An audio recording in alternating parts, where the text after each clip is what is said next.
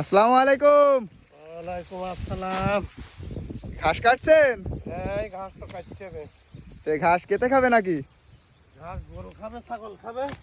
তো এই যে দেখছি আবার এই বড় বড় কিছু রেখে দিয়েছে, এনে কি করবেন নাকি? তো লাগাইতে হবে। এ লাগানোর জন্য সংগ্রহ করছেন তাই তো? হ্যাঁ, তো এই ঘাস তো দেখছি অনেক বড় হয়ে গেছে, কাটেন না নাকি?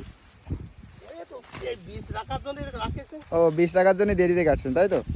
তো হ্যাঁ। প্রতিদিন মানে কট্টিক করে কাটে? 2 বোঝা করে কাটি। 2 বোঝা?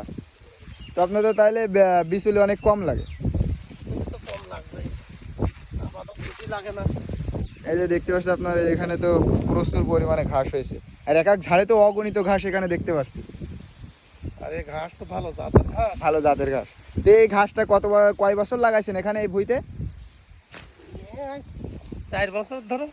3-4 বছর?